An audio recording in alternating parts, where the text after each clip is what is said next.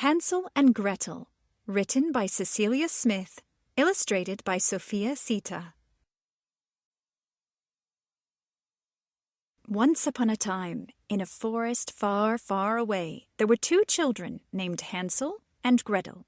They lived with their parents in a small cottage at the edge of the forest. One day, their parents told Hansel and Gretel that they needed to go deep into the forest to find food, because all of the vegetables in their garden were eaten by bugs. The children were scared, but also excited about the adventure. Their mother packed them a basket of bread and cheese for the journey. As they walked deeper into the forest, Hansel and Gretel came across a beautiful butterfly. Hansel wanted to catch it, but Gretel reminded him of their mission to find food for the family. Following the butterfly had taken them a little off the path. They didn't want to get lost in the woods, so Hansel had an idea to drop breadcrumbs along the way so they could find their way back home. As they moved deeper into the woods, Hansel and Gretel collected a basket of roots and leaves they knew were safe to eat. Once they had all they could carry, they turned around to follow the breadcrumbs home. They walked a few paces through the woods, but then came upon a flock of birds, eating their breadcrumbs. They were lost! Hansel and Gretel wandered in what they thought was the right direction.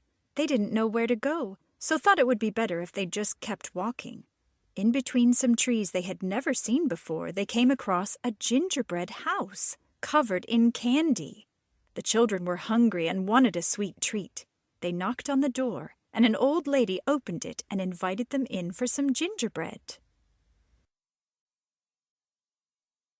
The old lady smiled widely as she held the door open, but as soon as Hansel and Gretel were inside, she slammed it shut and locked it. Gretel screamed, and Hansel tried to shield her from the awful witch. "Don't worry, children. I will give you something sweet to eat. After all, I need to fatten you up before I eat you," the witch cackled.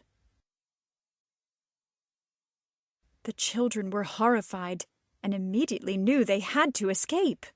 While they sat at her table waiting for a snack, Hansel came up with a plan. Just when the witch turned her back, he grabbed the broom nearby and broke the window.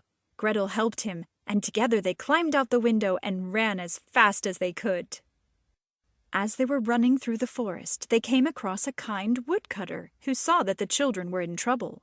He asked them what happened, and when they told him about the witch, he knew he had to help them. He took them to his cabin, and his wife sliced them big pieces of fresh bread and spread them with butter. The woodcutter wanted to make sure the children were safe, so while they were eating, he set off to destroy the witch's gingerbread house. He set fire to the gingerbread house so that the witch wouldn't be able to trap children ever again. Even though it was very late when everything was finished, the woodcutter wanted to make sure the children got home safely. He escorted them through the woods back to their parents' cottage on the edge of the forest.